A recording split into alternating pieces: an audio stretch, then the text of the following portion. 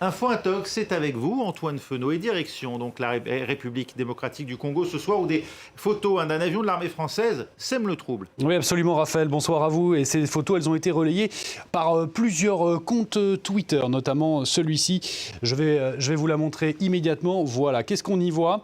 Donc, 4 photos d'un avion qui a apparemment tous les atours d'un avion de l'armée française. On repère la cocarde ici et effectivement l'écriture armée de l'air, ainsi que, si on zoome un petit peu, je vous la montrerai un petit peu plus tard, on voit bien que sur les badges, les patchs des militaires, on reconnaît bien le drapeau français. Que nous dit cet internaute? Il nous dit « En partance pour Kampala pour avéteiller les terroristes du M23 en matériel de guerre, un avion militaire français a connu une panne et atterri à Kisangani en République démocratique du Congo. » Voilà, selon lui, eh bien, cet avion de l'armée française vient alimenter en armes les rebelles du M23. Une accusation que l'on retrouve également un petit peu plus tard sur un autre tweet qui présente lui une autre photo de cet atterrissage.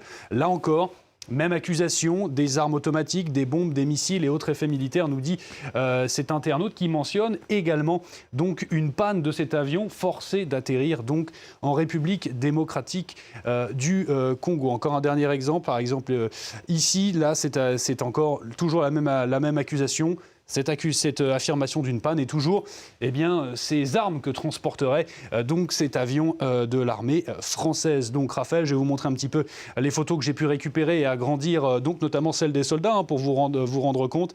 Effectivement, on repère bien ici notamment le fameux patch de brassard donc de l'armée française, de l'équipage vraisemblablement de cet avion attribué donc à l'armée française. Alors d'où viennent exactement ces photos, Antoine? Alors exactement, ces photos, elles proviennent bien d'un avion de l'armée française et c'est ça qui est intéressant. Nous ici, à Info Intox, nous avons contacté plusieurs responsables de la RDC, notamment le porte-parole des forces armées de la République démocratique du Congo et qui nous dit, lui, ce n'est pas cette citation, je vais vous montrer une autre un petit peu plus tard.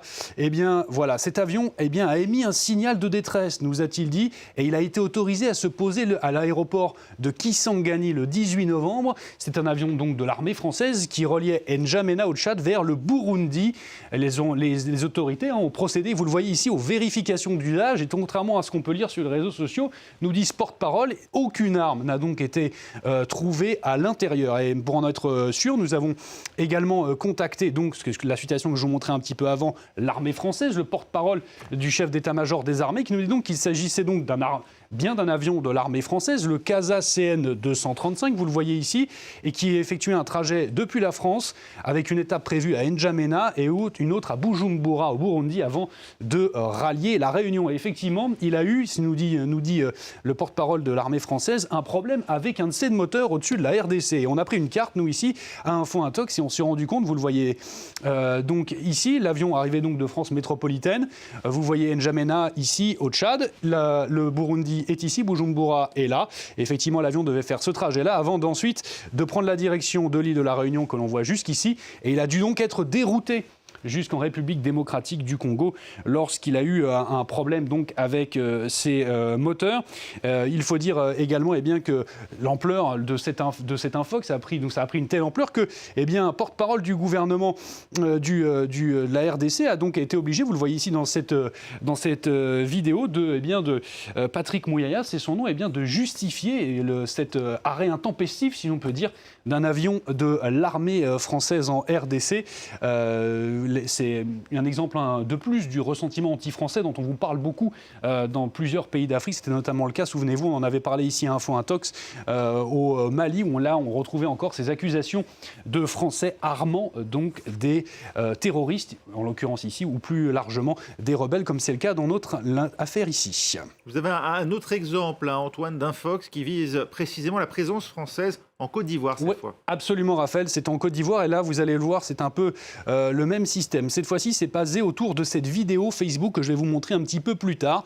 Cet internaute nous le dit, les Français contrôlent les Ivoiriens. Ivoiriennes, réveillez-vous, ce n'est pas en cotard, mieux vaut prévenir que guérir. La vidéo, elle a été vue plus de 260 000 fois tout de même sur Facebook. Elle montre donc un contrôle routier de l'armée française. La vidéo, je vais vous la montrer immédiatement. C'est un contrôle un contrôle routier assez tendu. On va le voir un petit peu plus tard. Vous allez le voir, les propos sont sous-titrés. Là, on se calme. Il y a des insultes qui sont échangées donc entre ces soldats français et donc les personnes qui sont contrôlées ici, vraisemblablement, donc en tout cas selon ces internautes, ce sont des Ivoiriens. Et avec une simple recherche d'image inversée, on a retrouvé ici l'origine de cette vidéo. Donc vous avez vu, le grain de la vidéo nous fait croire qu'elle est plutôt ancienne. Et effectivement, avec une simple recherche d'image inversée, on retombe sur un reportage. Vous le voyez ici, voici un extrait qui a été publié en 2016 d'un reportage de 90 minutes, enquête en Côte d'Ivoire. C'était une émission datée de 2004, une émission de Canal+, à l'époque, un magazine d'information de Canal+.